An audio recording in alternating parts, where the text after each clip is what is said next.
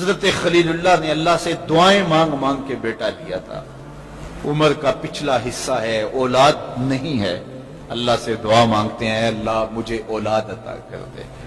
رات کے پچھلے پہر اٹھ اٹھ کے دعائیں مانگتے ہیں. خیر اللہ نے کرم فرمایا. حضرت سارہ کے بطن سے تو اولاد نہیں ہوئی، اب حضرت ہاجرہ سے نکاح کیا. اب حضرت ہاجرہ سے نکاح ہوا تو اللہ نے ان کے بطن سے انہیں ایک خوبصورت بیٹا دیا جس کا نام اسماعیل رکھا. اللہ اکبر! اللہ کی کتنی بڑی آزمائش تھی. اللہ کی طرف سے آواز آئی، میرے حکم کی تعمیل کرتے ہوئے اپنی زوجہ کو اور اپنے بیٹے کو وادی غیر ذی زرع میں چھوڑاؤ. تو پھر وہ آج جہاں کعبۃ اللہ ہے، یہاں پہاڑوں کے بیچ حضرت ہاجرہ کو چھوڑ کے حضرت خلیل اللہ واپس چلے گئے. اور پھر جب حضرت اسماعیل علیہ السلام کی عمر 13 سال ہوئی تو ایک بار ملنے آئے تو حضرت خلیل اللہ کو حکم ہوا، خواب آئی اور خواب میں یہ حکم ہوا. نبیوں کی خواب پر منزلہ وحی ہوتی ہے. ہمارے جو خواب ہیں ان میں سے کچھ خواب ایسے ہیں جن کو کہا گیا نبوت کا 46واں حصہ ہے، اچھے خواب. لیکن ہمارے خواب ادغاث و احلام ایسے بھی ہوتے ہیں جو دن کے خیالات کا عکس ہوتے ہیں. کچھ ہمارے خواب ایسے ہوتے ہیں کہ جو شیطان کی طرف سے ہمارے اوپر ہوتے ہیں، شیطانی خیالات کا عکس ہوتے ہیں. لیکن کچھ خواب ایسے ہوتے ہیں کہ جو ہے وہ اچھے اور صالح خواب ہوتے ہیں. لیکن نبی کا کوئی خواب ادغاث احلام نہیں ہوتا. نبی کا کوئی خواب جو ہے وہ شیطانی خیال کا نتیجہ نہیں ہوتا، اس لیے کہ نبی پر شیطان وسوسہ اندازی نہیں کر سکتا. اور اگر اس امکان کو مان لیا جائے تو ساری شریعت مشکوک ہو جاتی ہے. تو یہ امکان ہی نہیں ہے کہ نبی پر شیطان اثر انداز ہو سکے. اللہ اکبر! نبی تو نبی رہا. نبی کے سچے غلام جو ہیں، شیطان تو ان کے راستے میں رکاوٹ نہیں ڈال سکتا جب وہ اللہ کی طرف سے دیے ہوئے تقوی سے مالا مال ہو جاتا. خیر، تو خواب دیکھا کہ میں بیٹے کو ذبح کر رہا ہوں. تو آئے اور بیٹے سے کہا، پہلے زوجہ سے کہا کہ بیٹے کو تیار کر دو، ہم نے دوست کی دعوت پہ جانا. ویسے خلیل عربی میں بوڑھے دوست کو ہی کہتے ہیں، اور حضرت ابراہیم اللہ کے خلیل کہلائے. رب نے ابراہیم کو اپنا دوست قرار دیا. تو پھر کہا دوست کی دعوت ہے، دوست کا بلاوا ہے، میں نے بیٹے کو وہاں لے کے جانا ہے. تو حضرت ہاجرہ بیٹے کو تیار کر دیتی ہیں، کنگھی بھی کرتی ہیں، بالوں میں تیل بھی لگاتی ہیں، خوبصورت کپڑے بھی پہناتی ہیں. اللہ سے مانگ مانگ کے لیا گیا بیٹا. اللہ اکبر! اب 13 سال کی عمر، فلما بلغ معہ السعی، جب وہ بلوغت کی عمر میں پہنچا، چلنے پھرنے کے قابل ہوا، تو حضرت ابراہیم علیہ السلام ان کو لے کے ساتھ چلے.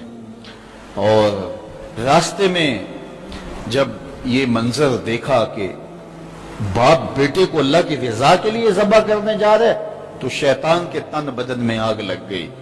قیامت تک یہ نقشہ دنیا دیکھے گی. کیا منظر ہوگا خدا کی رضا کے لیے یوں بھی اظہار کیا جاتا ہے. تو وہ حضرت ابراہیم علیہ السلام کے پاس آیا. ابراہیم، ایک خواب کے سہارے بیٹے کو ذبح کرنے جا رہے ہو، اللہ کو راضی کرنے کے اور تھوڑے طریقے ہیں. تو حضرت خلیل اللہ نے پتھر اٹھا کے اس کے جو ہے وہ مارا، کہا ہٹ جا، میرے پاس ایک اسماعیل ہے، 1000 اسماعیل بھی ہوتے قربان کر کے. یہ وہی جگہ ہیں. پھر حضرت اسماعیل کے پاس آئے تو انہوں نے بھی یہی بات کی. کہا کہ ماں کی ممتا بڑی کمزور ہوتی ہے. تو حضرت ہاجرہ کے پاس آ گیا. کہا کہ شہزادہ کدھر ہے؟ کہا دوست کی دعوت پہ ان کا باپ لے کے گیا ہے. کہا نہیں، دوست کی دعوت نہیں ہے، وہ تو ان کو ذبح کرنے لے جا رہا ہے. کہا کوئی سوچ کے بات کر، دعائیں مانگ مانگ کے لیا رب سے، اپنے ہاتھوں سے ذبح کر دے گا؟ دنیا کی تاریخ میں ایسا کبھی ہوا نہیں کسی باپ نے اپنے بیٹے کو ذبح کیا ہو اور بیٹا نافرمان ہو، تب بھی کبھی ایسا نہیں ہوا. یہ تو وہ بیٹا ہے کہ جس کی پیشانی میں اجالے رکھے ہوئے ہیں، جس کی چمکدار آنکھیں خیرہ کر دیتی ہیں. کیا اس بیٹے کو ذبح کرے گا؟ اور باپ بھی اتنا نرم دل، پھر مانگ مانگ کے لیا. مجبور ہو گیا، کہنے لگا کہ وہ اسے اللہ کا حکم کہتا ہے. تو حضرت ہاجرہ سلام اللہ علیہ نے کہا ظالم بھاگ جا، اگر اللہ کا حکم ہے میری گود میں ایک اسماعیل ہے، 1000 اسماعیل بھی ہوتے قربان کر دیتے. یہ انوکھی داستان تھی جو کائنات میں رقم ہونے جا رہی ہے. یہ کوئی افسانہ نہیں ہے، یہ امر واقعیہ ہے، یہ ہونے والی داستان ہے. جس کی یادیں پورے عالم میں بکھری ہیں. کائنات میں ایسا انوکھا واقعہ، ایسا البیلا واقعہ زمانے میں نہیں دیکھا ہوگا جو یہ واقعہ رقم ہونے جا رہا ہے. حضرت اسماعیل 13 سال کی عمر اور حضرت ابراہیم اپنے بیٹے کو ساتھ لیے جا رہے ہیں.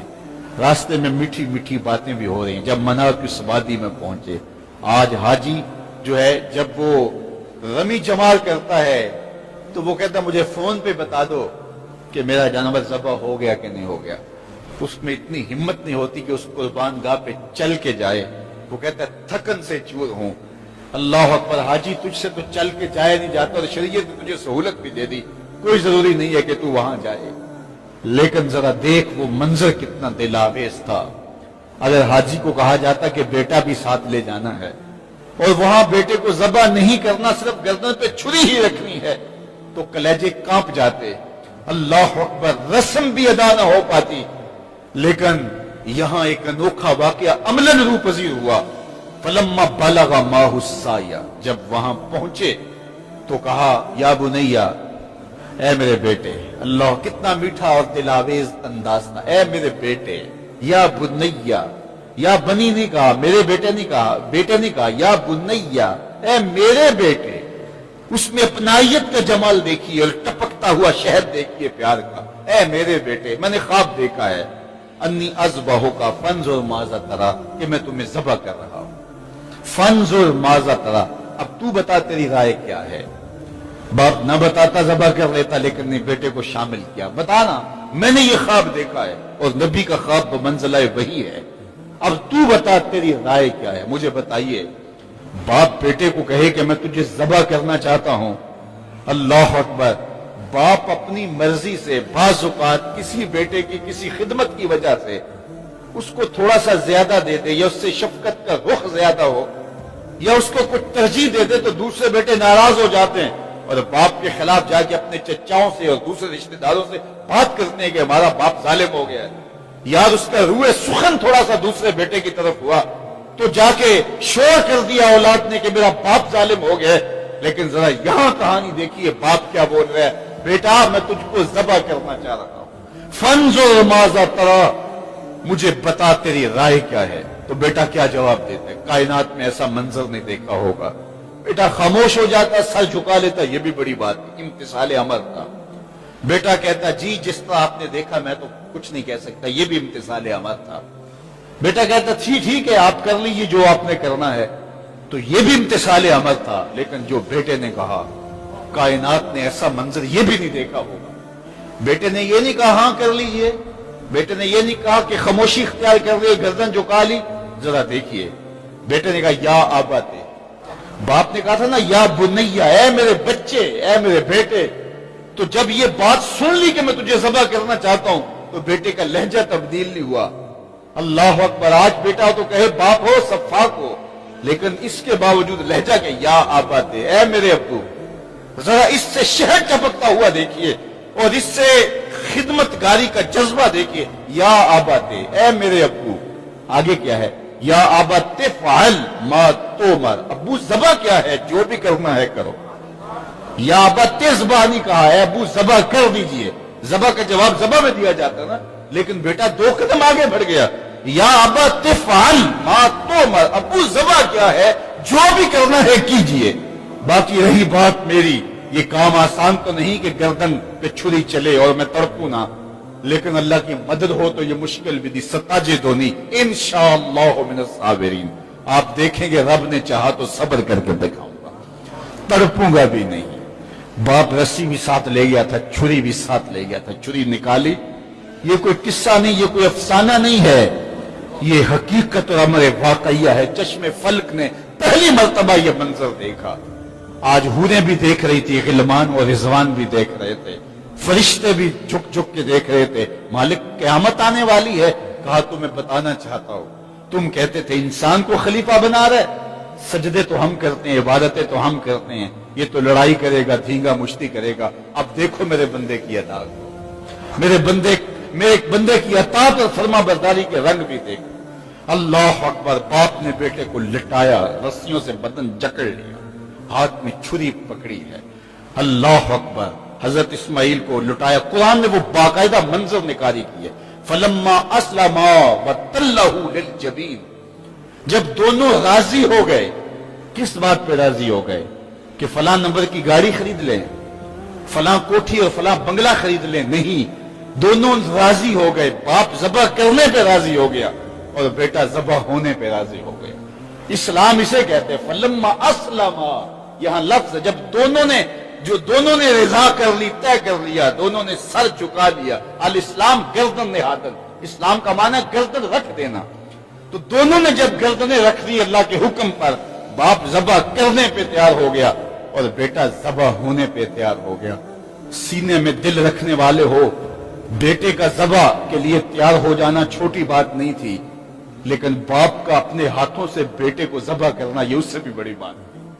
یہ تماشائے لبے بام نہیں تھا. لیکن آج زمانہ اس منظر کو دیکھ رہا ہے. منا کے سیاہ پہاڑوں میں یہ کہانی رقم ہونے جا رہی ہے.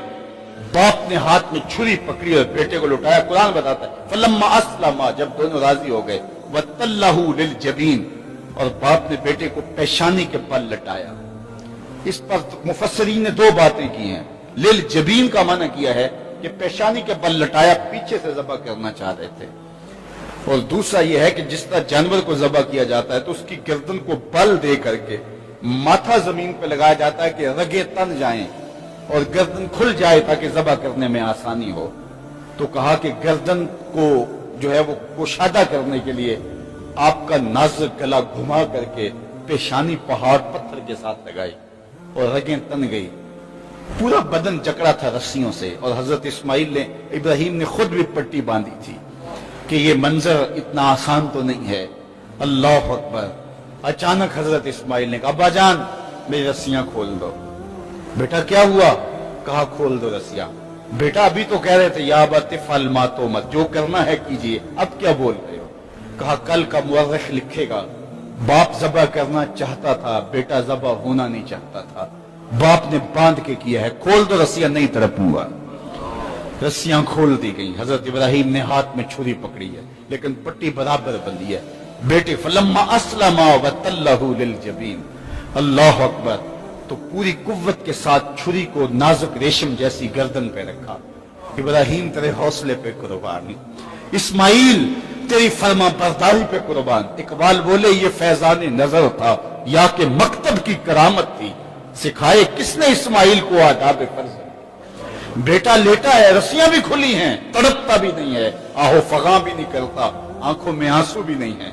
باپ نے ہاتھ میں چھری پکڑی ہے، بیٹے کی نازک ریشم جیسی گردن پہ رکھی اور پوری قوت سے چھری کو دبا دیا. لیکن ہوا کیا کہ ایک بال بھی نہیں کٹا. چھری کو پاس پڑے پتھر پہ مارا، لکڑی پڑی تھی، پتھر پڑا تھا، مارا، وہ کٹ گیا. لما تقطع یا سکین، اے سکین ہے چھری تو کیوں نہیں کاٹتی؟ اللہ اکبر. چھری نے زبان حال سے آواز دی ابراہیم الخلیل یامرنی والجلیل ینہانی. خلیل مجھے ایک بار کاٹنے کا کہتا ہے، وہ خلیل، وہ کبیر، وہ رب، وہ جلیل 70 بار کہتا ہے، خبردار ایک بال بھی کاٹا. کہا تیرا کام تو کاٹنا تھا. چھری بولی آگ کا کام بھی تو جلانا تھا. جس نے آگ کو جلانے سے روکا آج اس نے مجھے کاٹنے سے روک دیا. سمجھے اس سے یہ بھی تو نتیجہ نکل سکتا ہے چلو جان چھوٹی، میرا قصور تو نہیں تھا، لیکن اللہ کے حکم کو پورا کرنے کا جذبہ تھا. پتہ نہیں دل میں کیا بات آ گئی کہ چھری کو روک دیا گیا. پھر استغفار پڑا اور چھری تیز کی اور گردن پہ رکھ کے پورا زور لگا دیا. گردن کٹ گئی، خون بہنے لگا. خوش ہو گئے کہ بڑا کام تھا کر گزرا. جلدی جلدی پٹی کھولی تو دیکھا ذبح ہونے والا بیٹا نہیں دمبا تھا. اللہ اکبر. دمبا پڑا تھا اور بیٹا پاس پڑا مسکرا رہا. تو حضرت خلیل کی زبان سے بے ساختہ نکلا اللہ اکبر. تو حضرت اسماعیل بولے لا الہ الا اللہ واللہ اکبر.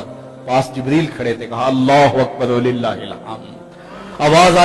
آواز آئی فلما اسلما وتلہ للجبین ونادیناہ ان یا ابراہیم قد صدقت الرؤیا انا کذالک نجزی المحسنین. آواز آئی ابراہیم تو نے واقعی خواب پورا کر دکھایا. تو نے تو اپنے گمان میں بیٹے کی گردن پہ چھری چلائی، لیکن یہ ہم نے اس وقفے میں دمبا رکھ دیا. تم نے واقعی خواب پورا کر دکھایا. وفدیناہ بذبح عظیم. ہم نے ان کے جو ہے بدلے میں ایک دمبا دے دیا اور ہم نے اس کو پچھلوں کے لیے سنت رکھ دی۔